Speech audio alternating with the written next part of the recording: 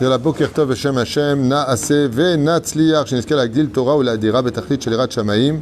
On est aujourd'hui le jeudi 2 du mois de septembre et le Kaf-E. On parlera donc de la création du monde, puisque aujourd'hui nous sommes le jour anniversaire de la création du monde.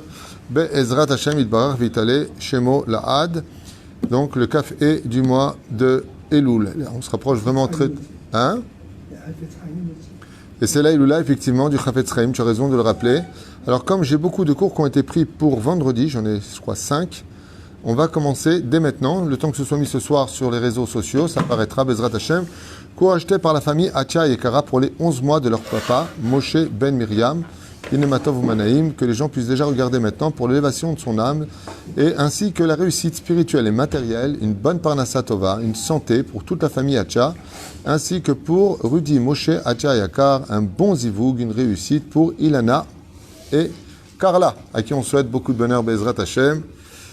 Vishtabach vitale vitkadesh shemo la. On pensera à Refouach Lema de Moratimi, vient Batester Sarata, le Batefrat Miriam, Meir Ben Rivka, Fitoussi, Yanaï Ben Esther, René Makhlouf, Ben Sarah Haya Ruchama, Esther Bat Rivka, Baruch, Amrut Sofan Meir Ben Roussoufan, Shoshana Bat Mesaouda Meir, Jonathan, Meir Mordechai Ben Rachel, j'espère qu'il va mieux. Nissim Ben Simcha Sabah, Nathan Yosef Ben Yehudit, et on priera aussi pour une situation qui n'est pas simple, pour... Attendez juste un instant que je retrouve. Bernard Mimoun, Bezrat Hashem, Toda Rabba. Bernard Mimoun, Ben Jan Chana, Oupren, Hashem Atov, Esther Bat Clara. J'espère que le Rav David Hanania Pinto va beaucoup mieux. Bezrat Hashem Ben Mazal. Hashem Verechoto Bechol Ashur Levechen Hashem Atov. Rav David Menaché, à qui on souhaite vraiment un prompt rétablissement. Les élèves Alpha Avdalim, le Mishmad, Kol Mete Israël ou Bichlalam, Georges Eli Ben Simcha Ali, Julo, Yom Tov Ben Esmin Adam, Gérard Goli, Vechen, toute notre Reshima, Gilbert Victor Chaim Ben Lala, Vechen Alzad Erdada, Mesaouda Bat Esther, Sasson Ben Levi, Esther Levi, Ambran Ben Yaakov Azoulay, Vechen Martin, Rosine Saada. Une grande atsacha pour tous nos tormim. On commence tout de suite notre shiur Baruch Haba, Monsieur Lévy, que nous est de retour avec une chemise hawaïenne ce matin. Tu viens d'où? De quelles îles? La Réunion. Ils sont divisés là-bas, la Réunion?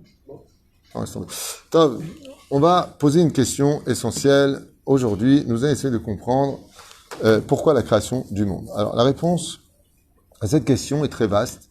Parce que Bémet, comme d'ailleurs l'enseigne Spinoza et d'autres philosophes, si Dieu est complet, alors pourquoi il a créé le monde? C'est-à-dire que quand on crée quelque chose, c'est qu'on a un manque. Et donc, apparemment, Dieu, dans sa complétude absolue, a eu un manque. Et c'est quoi son manque? Eh bien, c'est que comme il est craint de partout, on ne peut pas éviter la puissance et la crainte du ciel. Il a fallu créer quelque chose qui soit, je dirais, très marginal dans la création. C'est le droit de craindre ou pas Dieu. Et c'est pour cela, d'ailleurs, que la Torah, quand elle s'adresse au peuple d'Israël, nous dit « Uma Hashem Elokecha Shoel Mi'imach ». Et donc, quelle est la seule chose que Dieu te demande réellement? Qu'est-ce qu'il te demande, Hashem? Réponse de le craindre. Les ira, auto ou l'ahava, donc de l'aimer, de le craindre, de l'aimer, ainsi de suite. Alors, toute une liste comme ça, elle doit kabod, adhérer à lui, faire sa Torah et ses mitzvot. En d'autres termes, ce que Dieu a créé dans la création du monde, c'est le libre arbitre. Et bizarrement, on se rend compte que le libre arbitre n'a pas été donné qu'à l'homme, mais aussi à la terre, puisque la terre désobéira le troisième jour de la création à Dieu, ne donnant pas des arbres aux fruits, mais des arbres qui donnent des fruits. Donc, il y avait effectivement non pas un manque, mais un besoin. Il y a une grande différence entre le manque. Dieu ne manque de rien, il est Shalem, il a créé la complétude. Donc, il est au-dessus de toute pensée divine. Mais la reine, ce rendez-vous-là, avec le pourquoi de la création du monde, c'est le libre arbitre. Est-ce que tu serais capable de m'aimer si je te donnais le droit de ne pas m'aimer? Waouh! Est-ce que tu serais capable de m'écouter, moi qui suis l'absolu, et toi qui es absolument rien, hein, comme je viens d'apprendre, je vous ai dit hier, malheureusement, en allant à la Rabbanout, il y a toujours des bonnes nouvelles et mauvaises nouvelles, bonnes nouvelles, mauvaises nouvelles. Je demande où est la secrétaire, avec qui je travaille à la Rabbanout depuis 13 ans. Et on me dit, quoi, vous n'êtes pas au courant? Oui, je suis là. Parce que j'ai vu quelqu'un d'autre à sa place. Il me dit, mais elle est partie du jour au lendemain. Caillou de sang, jamais malade, aucun problème. Caillou de sang, poc, Al-Kha le Bet Olama, 54 ans. Et sans des enfants, un mari. Un peu de problème, juste Al-Kha le Bet Olama. Mais la reine, on a le droit de faire, on a le droit de ne pas faire. Tu veux pas faire Shabbat, fais pas. T'as pas envie de faire Yom Tov, fais pas. Tu veux pas mettre tes filines, mais pas. Tu veux manger du porc, mange. Qui t'empêche? Qui t'empêche? Personne. T'as jamais une claque qui est sortie du ciel qui t'a dit jamais. T'as pas envie, t'as pas envie. Tu vois une non-juive, t'as envie de jouer avec elle, va jouer avec elle. T'as envie de voir des films toute la journée, regarde des films toute la journée. Tu veux faire Bitoul Torah toute ta vie, fais Bitoul Torah toute ta vie. Personne viendra t'en empêcher. Seulement, il y a un choix. Et ce choix, on a rendez-vous avec lui pour le Din Vecheshbon. Pourquoi je vous parlais donc de cette femme qui est décédée? Parce que tous les Rosh Hashanah, nous avons rendez-vous avec Hachem. Et sur Rosh Hashanah tombe quelle date en hébreu? Aleph Betishri. Tout le monde pose la fameuse question, où est le Aleph de la création du monde? Car vous savez que la lettre qui commence la Torah est la lettre Bet. D'accord? Et donc on a envie de poser la question, où est le Aleph? Eh bien, le Aleph, il est tout simplement placé, comme je vais vous le montrer ici, dans le mot Bereshit. Seulement, il sort du Bereshit.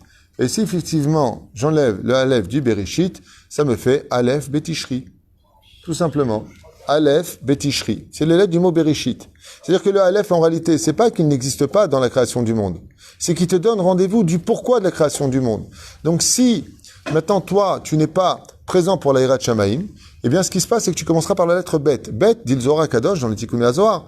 Pourquoi la lettre Bet? Parce que le monde a été créé pour la bénédiction.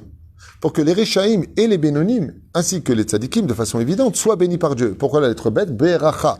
Tandis que la lettre Aleph, c'est la lettre du mot Arour, qui veut dire maudire. Donc la Torah ne pouvait pas commencer par le Aleph. Mais dans quel cas on est maudit, comme on l'a vu dans la paracha de Kitavo? Dans le cas où on ne fait pas la volonté d'Hachem. Arour, Aish, maudit est cet homme qui ne fera pas ce qui est marqué dans cette Torah-là.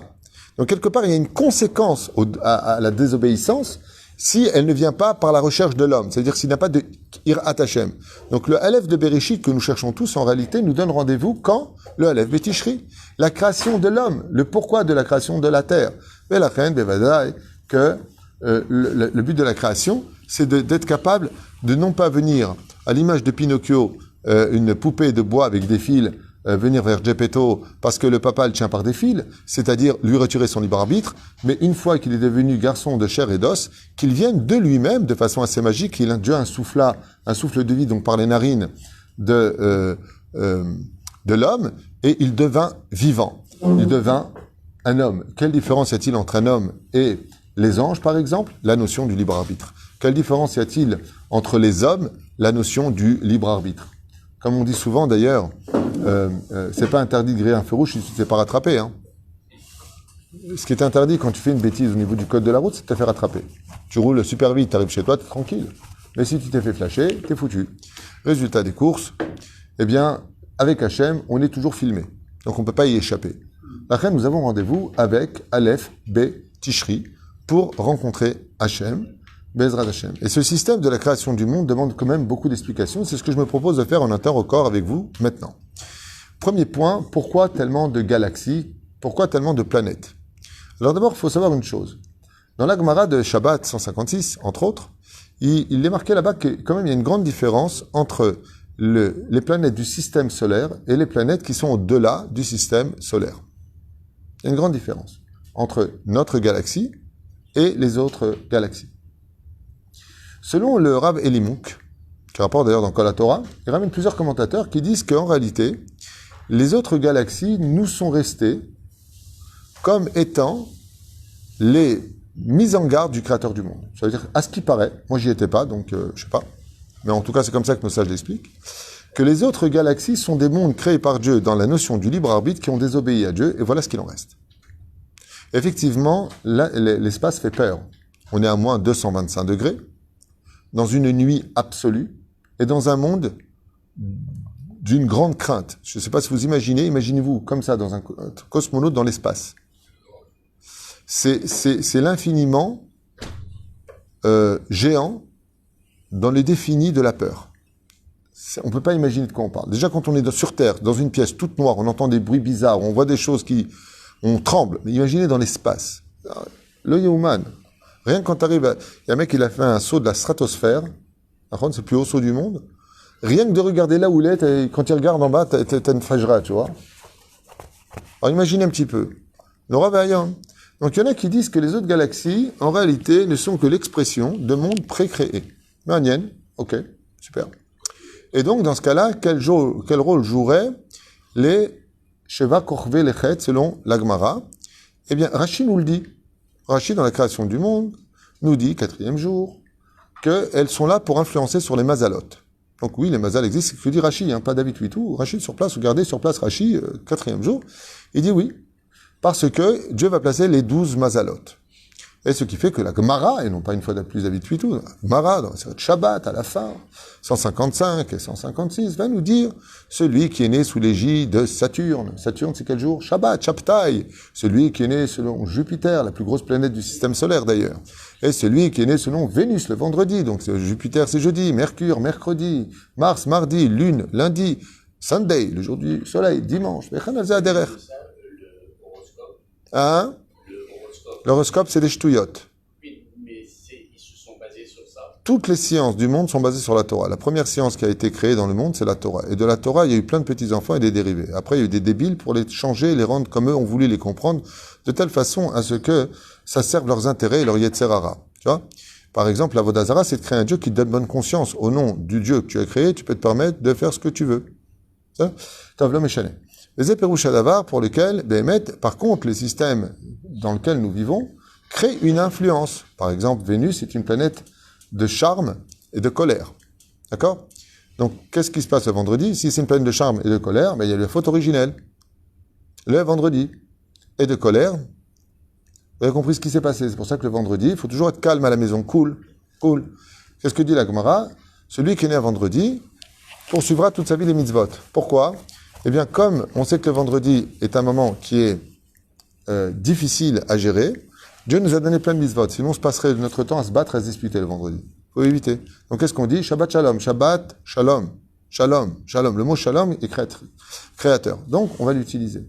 On va faire un cours sur les planètes. On a déjà fait plein de cours. Vous avez 5000 cours qui vous attendent sur Torah Trahim pour ceux qui sont intéressés. Ou comme mon épouse a fait, que Dieu la bénisse, dans YouTube, elle a fait Play Still Play, je sais pas comment tu dis? Playlist. J'y connais rien, moi. Et là-bas, elle a tout répertorié pour ceux qui sont intéressés. Tchik-tchak, ils peuvent y aller, ou l'application Rav Twitou, et vous aurez tout ça bien rangé pour regarder si vous en avez envie. Velachen, ces systèmes-là existent bien et sont là pour influencer sur l'homme. Il y en a qui disent que, je sais pas, il y en a qui disent que la création du monde, elle demande réflexion. Donc elle demande réflexion. Sincèrement, entre nous. Tu sors dehors, ok? Tu vas dans n'importe quel pays, de ton choix. Soit le Japon, la Chine, l'Europe, les États-Unis, l'Afrique. Et tu dis que la Terre, c'est-à-dire, les Juifs vont fêter, non pas l'année du rat et du cochon, les Juifs vont fêter l'an de grâce, et là, écoutez bien, pas 4 milliards et demi d'années, hein, l'an de grâce, la création de l'homme, ou du monde, comme vous voulez, 5782. Sidi, j'ose pas le dire. On est, selon nous, les Juifs, les fameux extraterrestres, en 5000 quoi? 5 milliards, tu veux dire? Non. 5000 ans. 782 années. Si tu dis ça dehors, tu te fais arrêter par la police. Hein. Ils sont fous, ces Juifs. C'est-à-dire que quand on parle des recherches faites grâce au carbone 14, 15, 16, le monopole et autres, on te parle de 4 milliards et demi d'années. Quand on parle des brontosaures, des dinosaures, ce sont des animaux qui ont vécu il y a 50 millions d'années. Donc on est quand même face à un système très difficile, surtout quand tu vas au musée de la découverte, on te montre l'homme des trop mignons, hein, l'homme de Cro-Magnon, l'homme de Néandertal, l'homme singe, franchement. Et toi, tu viens avec ta petite Torah et tu dis Shana Tova, nous sommes encore en 5782. Arrêtez-le, on en tient. Non, mais franchement, il faut être fou pour dire une chose pareille. Eh bien, c'est compliqué. Surtout, imaginez maintenant qu'à l'école, on enseigne, sincèrement, ce qui est marqué dans la Bible. Comment est venu le premier homme? Alors, c'était 2 nudistes dans un jardin. Oui. Et il y avait un serpent. Eh ben, dis donc, t'as vu Walt Disney, toi. Non, sincèrement. Le monde a été créé par un système qui est très bizarre. Un homme, une femme, donc on aurait tous un même papa et une même maman. On est tous frères. Enfin, à des degrés différents. L'arbre généalogique nous ramène à Adam et Ève.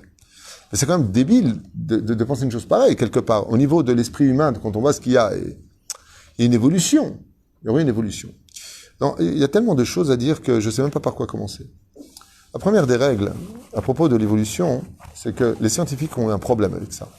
C'est que si l'homme était singe avant, pourquoi il n'est pas mutant aujourd'hui? Si tu parles d'évolution, pourquoi l'arrêter? Parce que depuis qu'on connaît l'homme, il n'a pas eu 3 bras ou 4 jambes. Toujours le même. Et quand il en a un, on le mène à l'hôpital. Moi, je ne suis pas micane que Béhémet, il y a un problème dans l'évolution, parce que cette thèse est fausse. Il n'y a jamais eu d'évolution. Jamais. Il y a eu des évolutions de changements. Et ces changements ont créé des évolutions que l'on connaît aujourd'hui. En d'autres termes, Avraham Avinu, c'est le même personnage que nous.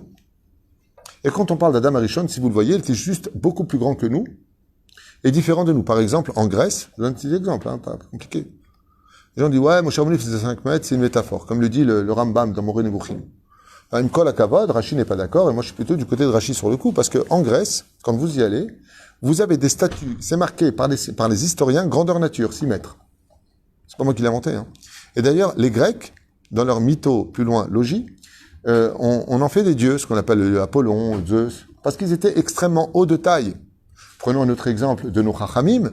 Il y a juste 2000 ans en arrière, vivait un homme de nom de Bar Korva. Et cet homme-là, effectivement, il y a eu une évolution. Parce qu'on vivait, par exemple, dans la Torah, je vous allez être mort de rire, Mathusalem, 969 ans. Noé, 950 ans. Nous, quand on fait l'anniversaire d'une personne qui a 120 ans, on lui dit bonne journée. C'est-à-dire, voilà quoi. Je veux dire, il y a ce qu'on appelle une faiblesse au niveau de la dévolution et non pas l'évolution. Alors c'est vrai qu'on a évolué dans le modernisme. Les avions, les trains, on est dans un monde moderne. Les portables, aujourd'hui, l'appareil photo, ça se vend plus. Tout le monde a ça. C'est un truc de fou ce qui se passe. Il faut remettre les choses dans leur contexte et accepter l'idée qu'il y a d'autres explications qui existent à part les âneries qu'on nous enseigne. Et les choses que nous avons, par exemple, je parlais de Bar Korva, on voit un petit truc. Vous connaissez les catapultes? Oui. Les pierres qu'il lançait pesaient dans les 100 kilos. Ok? 100 kilos catapultés. Et là, nos sages nous disent, devant des milliers de témoins oculaires, dont un très connu, Adrien, empereur de Rome, qui a dit, nous n'avons aucune chance de le tuer. Bar Korva shootait sur les rochers jetés sur Bétar et les renvoyait sur les Romains. Il shootait sur 100 kilos de pierres qui débarquaient sur lui, ou sur les autres, et c'était le premier messie de l'histoire. C'est un jeu de mots, hein. Non mais attends. Le mec, il est en train de shooter, pas un ballon, une pierre ronde de 100 kilos qui arrive à je sais pas quelle vitesse, 70 km/h, on va dire, 50 km/h, mais tu sais ce que c'est de shooter là-dedans? Moi, une fois, j'ai shooté dans un ballon et je savais pas qu'elle était dans un trou. J'ai shooté dans le petit trou, j'ai boité pendant 2 semaines. Ça fait très mal quand tes os vont en arrière. Pour faire partie de l'armée de Bar Korva, il fallait s'arracher le pouce avec la bouche. Tu t'arraches le pouce. Tu t'as déjà essayé, toi, de te mordre la chair, tu peux, mais casser l'os, l'Agmara nous dit, ouais. Donc c'est vrai que ça fait un peu extraterrestre. Il y a eu des évolutions. Les hommes vivaient extrêmement longtemps. Ils étaient beaucoup plus forts. Le Rabbi l'a dit. Iridot Adorot, on est beaucoup plus faibles. On est beaucoup plus faibles. Les femmes, avant, elles travaillaient plus qu'aujourd'hui contre toute attente. Elles n'avaient pas de machine à laver. Elles avaient des gosses non-stop. Un mari qui était, ce qu'on est pour un roi. Faut un arc noyant. Dès qu'on a mal à la tête, avant, les gens, ils travaillaient. Ils n'avaient pas de sécurité sociale. Il n'y avait rien. Un truc de fou. On était beaucoup plus forts. Alors, comment se fait-il que Béhémet, on soit, nous, en 782, et que les scientifiques, alors que la Gemara nous dit que si les scientifiques te parlent, tu peux y croire. Bizarre quand même, tu vois. Eh bien, c'est l'explication qu'on a déjà donnée, j'aimerais les partager aujourd'hui, puisque c'est l'anniversaire de la création du monde. Et en réalité, il faut savoir qu'il n'y a absolument aucune marloquette, et que la Torah a raison, parce que la Torah aura toujours raison, mais que les scientifiques aussi ont raison, contre toute attente. Alors comment on peut jumeler les deux, alors qu'ils sont opposés? Eh bien, la réponse est simple. Quand on ouvre la Torah, dans Bereshit, on constatera un fait incroyable. Quand Dieu a créé le monde le 3e jour, il a créé la nature adulte. D'ailleurs, la fameuse question stupide de qui a créé l'œuf a créé la poule ou est-ce que la poule a créé l'œuf? Réponse, ça dépend de quel temps tu parles. Si tu parles de la création du monde, c'est la poule qui a créé l'œuf. Et si tu parles de Noé, donc deuxième création du monde au deuxième degré, eh bien c'est la poule qui a créé l'œuf. Parce que les Chachamim nous disent que quand Dieu a créé les animaux, il les a créés adultes. Et donc Adam a été créé par exemple, le Zohar nous dit, à 20 ans. Elle a été créée homme et la femme, homme. Ça veut dire femme. Aujourd'hui, c'est un lapsus révélateur. Mais de façon générale, ils ont été donc créés adultes. Quand Dieu a créé la poule, il n'a pas créé l'œuf. Il a créé la poule, qui elle a engendré les œufs. Mais quand Noé est rentré dans l'arche, il n'a pas pu les prendre les animaux adultes car il n'avait pas de place. Donc il a pris que des œufs qui ont développé leur existence à l'intérieur de l'arche et qui sont nés dans l'arche. Donc tu vois ces questions stupides que posent les gens, qui a créé quoi? Viens poser la question à la Torah, elle te répond clairement et te le prouve dans les textes que Bémet, au début de la création du monde, la poule a créé les œufs, et à l'époque de Noach, deuxième création du monde après le déluge, où tout le monde était tohu vavohu, eh bien, les œufs ont créé la poule. Comme ça, vous aurez des réponses à donner. D'où vient le vent? Sachez que le Zohar répond du nord, une étoile qui vient du nord, et ainsi de suite. Toutes les questions, moi, que j'entends des blagues qui restent vides, il suffit simplement d'étudier un peu la Torah pour avoir des réponses claires et précises et de plus très développées dans le domaine du Zohar. Et la reine, quand on regarde la Torah, on constatera que le monde a été créé adulte. Les arbres, troisième jour de la création du monde, ont été créés adultes. Et le compte à rebours du temps des 5782 ans, c'est le jour anniversaire de l'homme et non pas de la terre. Le 25, aujourd'hui même, nous sommes le 25 du mois de Elul, création de la terre. Et vous avez remarqué qu'il n'y a aucune fête aujourd'hui? Parce que nous sommes dans l'espace-temps. Le temps n'existait pas encore à cette époque. Puisque si le temps est dépendant de deux astres, qu'on appelle le soleil et la lune, qui ont été créés le quatrième jour, donc après la création du monde, donc après la nature, qui s'est éveillée, pour le temps, il faut bien 24 heures, qui sont dépendants de quoi? Du soleil et la lune, quatrième jour, le soleil et la lune ont été créés. Donc, quand est-ce qu'a été créé le monde, selon le Zohar? Aucune réponse. Tu peux dire 4 milliards, 10 milliards, ils n'en ont rien à faire. Pourquoi on n'en a rien à faire? Parce que le compte à rebours du temps, bichlal, selon nos Chachamim, démarre à partir du fait que l'homme a été renvoyé de la terre, puisque c'est marqué pour 6000 ans de réparation. Où est-ce que c'est marqué pour 6000 ans de réparation? Dans le mot Bereshit. Quand vous écrivez le mot Bereshit, Bara Elokim et Hashem et Haaretz, dans le premier verset de la Torah, vous avez tout le compte du temps. Par exemple, une semaine est composée de combien de jours? 7. Bereshit, Bara Elokim et Hashem et Haaretz. Vous avez combien? 7. Bon. Combien il nous faut de jours en moyenne pour faire un mois? Ça dépend des périodes. Koach. Non. Selon la Torah, c'est Koach. La force du mois, c'est 28. D'accord? Vous avez exactement 28 lettres dans le premier verset de la Torah. Combien de tikkunim nous avons d'années pour nous réparer? 6000 ans.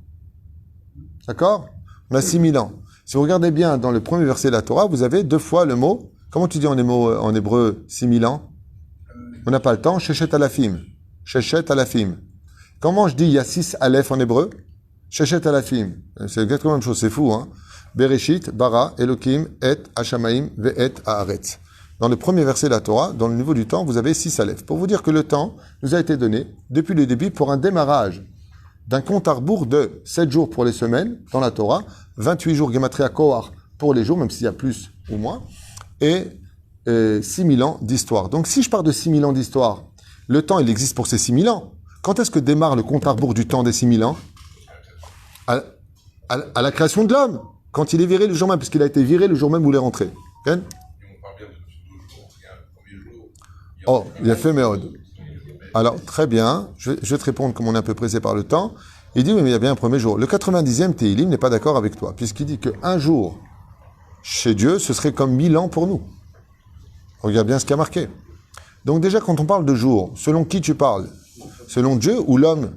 Parce que quand Dieu a créé le monde, il n'y avait pas l'homme. Donc de quel jour on parle? Donc ça devient compliqué. Ça veut dire que dans le Téhilim, les jours dont on parle dans la Torah, c'est 6000 ans. Puisque c'est un jour pour Dieu et non pas un jour pour nous. Mais le compte à rebours du temps est démarquant à partir d'ici. Ce qui fait que quand on calcule la Terre, on calcule la création de Kaf, Ebe et Elul aujourd'hui et non pas la création de l'homme.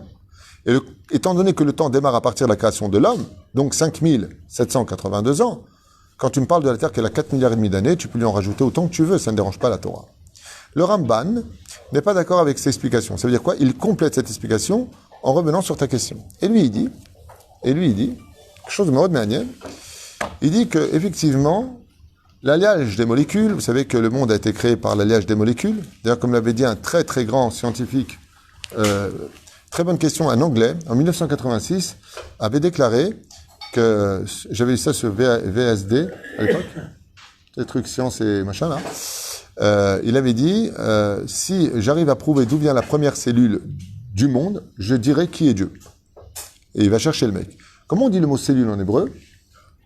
Taf, Aleph. D'accord? Effectivement, donc tout est parti d'une cellule, de laquelle la coagulation des cellules crée la matière. Et effectivement, c'est marqué dans la Torah. Où est la première cellule? Si vous avez étudié la Torah, il aurait trouvé Bereshit bar Elokim, et. La première création de Dieu, c'est la première cellule, et, qui veut dire avec. Donc coagulation.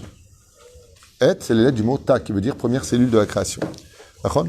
Et la reine, selon le Ramban, vous savez que les molécules ont une accélération du vieillissage par rapport à deux systèmes, ou l'eau ou le feu. J'avais ça sur le ma fria. Donc, l'eau ou le feu. Et si on s'en réfère, dit le Ramban, à ce qui s'est passé, selon Rashi, il y a 1000 ans en arrière, dans la création du monde et la catastrophe du déluge, on constatera que la Terre est restée sous les eaux, bouillante, puisqu'elle vient du magma, c'est marqué Miteom Rabba, et elle vient du Gehinam. Regardez Rashi sur place.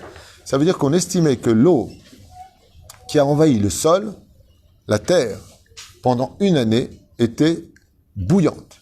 J'ai une fois trouvé un midrash qui disait qu'elle était à 7000 degrés.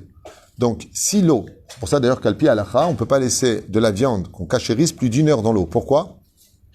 Elle cuit. L'eau cuit les molécules. Quand tu vas dans la piscine, un quart d'heure, tu ressors, comment sont tes mains?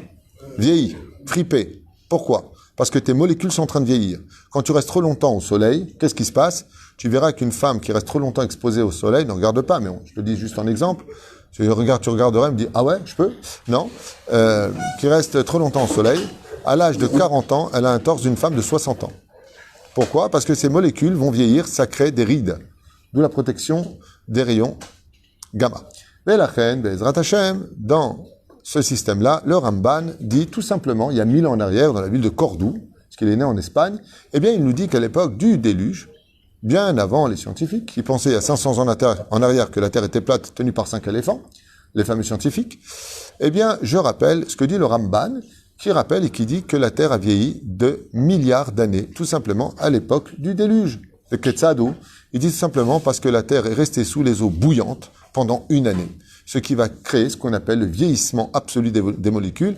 Et donc, quand on utilise le carbone 14 pour définir combien d'années à la Terre, même si on part du principe, dit le Ramban, que la Terre a été créée en 6 jours, mamash 6 jours tel qu'on le connaîtrait, selon cette théorie de Endavar Yotsemi de Pshuto, eh bien, on arriverait exactement à ce que eux définissent. À quoi ça ressemble? C'est comme si j'étais un artiste et que, avant de venir vous présenter mon chef-d'œuvre, je m'installerai dans la cuisine en train de vous fabriquer une statue d'un vieillard, tout ridé, avec sa canne, bossu, qui viendrait comme ça sur une pierre. Et je vous poserai une question, qu'est-ce que vous voyez? Qu'est-ce que vous allez me répondre? Un vieux. Et je vous pose quel âge il a d'après vous? Vous allez me dire 90 ans. Et là, je vous répondrai absolument pas, il a juste 1 heure. C'est-à-dire que c'est vrai que ce que vous voyez paraît être très vieux, mais la création dont on parle n'a qu'1 heure, c'est-à-dire 5782 ans. La fameuse thèse du... Hein? Alors, il y a une thèse de Elimung qui dit qu'en réalité, il y a une préhistoire. C'est-à-dire que la préhistoire démarrait à l'époque de Adam Arishon quand il est renvoyé, puisque là-bas, regardez bien ce que nous disent les Chachamim, et regardez Rashi, regardez les commentateurs, le Midrash Tanchuma, le Midrash Agadol, la Varnifla. Quel était le jouet des enfants avant le déluge? Avec quoi ils jouaient? Avec des démons, c'est marqué noir sur blanc. Avec des animaux extrêmement violents. C'est-à-dire qu'il y a réellement une préhistoire. Et il y a eu une extermination que les scientifiques n'arrivent pas à comprendre d'un tremblement de terre, la séparation des continents. Il s'est passé quelque chose où la Terre a été détruite. C'est le déluge. Ce qui fait que quand on parle de la préhistoire, c'est ce qui précède le déluge. Et le démarrage de l'histoire, c'est l'après-déluge. C'est-à-dire, il y en a qui disent qu'il y a eu réellement une préhistoire avant la création de l'homme sur Terre. Manienne. Chez Neymar, Varetz Aïta Tovavo. C'est une réflexion. Si tu me dis que Dieu, il a créé le ciel et la terre, il a créé un chef-d'œuvre. Alors pourquoi tu me dis qu'elle était le Tovavo? Parce qu'entre ce moment-là, il y a une obscurité. C'est quoi cette obscurité? Selon certains commentateurs, il s'agirait d'un échec de la création de l'homme par son libre arbitre que Dieu va effacer avec ces mondes-là, car ils étaient trop puissants pour repartir sur une nouvelle histoire, d'où le fameux Aleph qui précède le Bet. Qu'est-ce que le Aleph qu'on ne voit pas dans la Torah? Ce serait un monde antérieur que Dieu a effacé. Il y a plein d'explications, je pourrais durer des heures. Regarde le Tikkun HaZohar, où Rabbi Yaakov Hatzir dans Mahsof Alavan, il ramène 70 explications pourquoi le Bet. Et donc, la dernière chose que je voulais voir avec vous, c'est le fameux singe. Parce que quand même, je m'excuse, mais quand tu vas au musée de la découverte et qu'on te montre ta famille, ben, tu vois vraiment une évolution d'un homme singe. Et comme je vous l'ai déjà dit, dans le Talmud de Masechet Brachot Nun E ou le Talmud de Sanhedrin Kouftet, là-bas, donc il y a juste, qu'on se remette un petit peu à l'ordre, Darwin a vécu à peu près 3 siècles. Hein. Sa thèse a été toujours enseignée dans les universités. Il y a juste 2000 ans en arrière, soit exactement 1800 ans en arrière, le Talmud, donc bien avant Darwin, nous parle de l'homme singe. Et elle nous parle de cet homme singe, non pas de singe qui est devenu un homme, mais d'un homme qui est devenu un singe. Où est-ce qu'on voit ça? Dans la tour de Babel. Puisqu'à l'époque de la tour de Babel, la Gemara, deuxième grande ligne, page 109 de Hamoud Aleph de Masechet Sanhedrin, nous dit que Dieu a transformé les hommes en singes. Donc quand on trouve des hommes singes, oui, la Torah t'en parle, non pas d'une évolution de l'homme de Néandertal devenu l'homme humain, mais mamache, des hommes qui sont devenus des singes. Et bizarrement, vous avez remarqué qu'on en parle de moins en moins dans les universités. Maintenant, ils sont passés à Bob l'éponge. Qu'est-ce qui s'est passé? Tellement ils sont dans le délire. Qu'est-ce qui s'est passé pour que la thèse de Darwin soit tombée à l'eau? Eh bien, malheureusement pour eux, ils ont retrouvé des ossements humains, selon le carbone 14, datant de l'âme de Néandertal. Et là, ils disaient, temps mort, il y a un problème. Effectivement, c'est ce que dit le Talmud. Les gens qui avaient construit la tour de Babel, pour se moquer, Dieu les a changés en singes. Mais les autres sont restés humains. Ce qui fait que quand tu retrouves des ossements qui ont traversé l'histoire de façon assez exceptionnelle, et qu'avec ce même système du carbone 14, tu déchiffres qu'ils auraient 50 millions d'années, et tu dis, un problème, c'est que cet ossement humain aussi, donc il y avait des humains à l'époque des singes, eh bien, il suffisait d'aller au Talmud Torah pour le savoir sans vous fatiguer pendant toutes ces années à perdre de l'argent pour rien. Donc oui, il peut y avoir ce genre de choses. Encore aujourd'hui, on trouve dans certaines régions du monde des hommes qui ressemblent à des singes. Ou des hommes qui se comportent comme les singes. D'où est-ce qu'on avance ça? De l'évolution. C'est-à-dire que quand tu finis, comme le Talmud le dit dans Masechet Shabbat 31, pose la question à Hillel. Comment se fait-il que les gens qui vivent dans tel continent ont des pieds larges? Oui, des pieds larges. Eh bien, comme ils vivent dans les marais, leur pied s'est adapté. C'est-à-dire que le corps humain, ainsi que la mentalité humaine, peut s'adapter à des situations inappropriées à l'homme. Par exemple, quand vous allez en Amazon, rien que les moustiques, ils t'empalent là-bas. Ok? Il y a un mec, il a essayé de manger ce que mangeaient les indigènes, il a fait 3 mois de coma. Mais eux, ils le mangent très bien. Quand tu vois ce que mangent les Chinois, la vérité, t'as pas envie de t'appeler Bruce Lee. Hein. Sincèrement, comment tu peux manger ça? Et tu le manges, tu crèves. Mais eux, ils crèvent pas. Pourquoi? Parce qu'il y a une force dans l'humain de s'adapter à toutes les régions. C'est pour ça que les Chachamim nous disent que quand l'homme a été créé, Dieu a pris de toutes les terres. Pour que là où on aille, là où on va, même si c'est en Sibérie, même si c'est à l'extrême de tous les pays du monde, eh bien, on peut vivre, même sur une île. On peut vivre parce qu'on vient de toutes ces particularités. Le monde a été créé aussi selon un système de mathématiques que tout le monde connaît, puisque vous savez que la Ménorah, dans le candélabre que nous avons au Beth Amikdash, représente la science, c'est celle du centre de la Torah. La Torah n'est pas une science, Ras Veshalom, comme voulaient prétendre les Grecs. Mais celle qui est au centre représente la Torah. C'est pour ça que toutes les lumières dans le Beth Amikdash regardaient dans la direction de celle du centre. Parce qu'en réalité, la Torah engendrait les mathématiques, les conjugaisons, la musique, la géographie, tout ça vient de la Torah elle-même. Alors je vous ai fait juste un petit cadeau comme ça que nous enseignent les Mekoubalim, comment le monde a été créé. Si on s'en réfère à la première Mishnah du 5e chapitre de Masechet Avot, le monde a été créé par un membre, lequel? La bouche. C'est là. Sheneemar ba'asara ma'amarim nivra ha'olam. Par la bouche, ma'amarim, par la parole, le monde a été créé. Comment on dit la bouche en hébreu? Ma bouche. Comment on dit ma bouche? Non, pas une bouche. Comment on dit ma bouche? On n'a pas le temps. Pi. Vous êtes des Olim Khadashim, c'est ça, depuis 20 ans? C'est ça. Top. Eh bien, effectivement, le monde a été créé par la parole. Et la parole, elle sort d'où? Eh non, Aaron, pas des oreilles. Elle sort de la bouche. Hazak ou Baruch.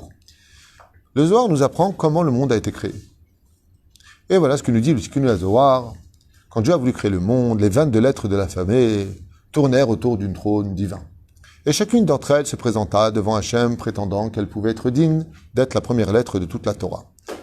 Et tout ont été virés, sauf la lettre bête. La lettre Aleph n'a pas osé se présenter en disant, bah, si le taf n'a pas été accepté, qui est 400 en Gematria, qui suis-je moi qui ne vaut qu'un? Dieu lui a dit, ne t'inquiète pas, je commencerai le pourquoi de la création du peuple Israël, Anochi Hashem Elokecha, je suis l'Éternel ton Dieu, par la lettre Aleph. Et on se donnera rendez-vous tous les Aleph Betishrei, Otiot, Bereshit. C'est-à-dire, donc, qu'est-ce que dit Tikkun Zohar? Dieu a pris donc les 22 lettres de l'alphabet et pour créer les 7 jours, a dû donc diviser 22 divisé par 7. Et on obtient le chiffre de l'infini qui va permettre la création du monde. Étant donné que l'univers est une sphère, que les planètes sont une sphère, que nous vivons dans une stratosphère, comment s'appelle la mesure mathématique pour mesurer les sphères? Les circonférences. Pi 3,14. Si vous prenez les 22 lettres de l'alphabet, divisé par 7, ça fait 3,14. Comme on dit ça en hébreu, paï, en français, pi. En d'autres termes, c'est par cette mesure-là qu'on prend les circonférences. Et c'est par cette mesure-là que le Créateur du monde a créé la première formule mathématique de la création du monde, pi 3,14. Il y a tellement de choses à dire, mais étant donné que nos abrichim nous regardent en disant « il est l'heure de nous casser », pour les laisser étudier, je voulais juste avec ce petit jour anniversaire de la création du monde et vous dis de tout cœur que faites confiance en la Torah, je vous affirme qu'il y a des réponses à toutes les questions. Il suffit simplement d'ouvrir des bons livres et d'y trouver les réponses, car la Torah ne se trompe pas et le monde scientifique ne fait que courir derrière la vérité de la Torah avec un autre chemin, plus ambigu, mais qui demande aussi du respect, comme vous l'avez bien compris. Baruch Adonai l'olam, amen, amen. Kol tov.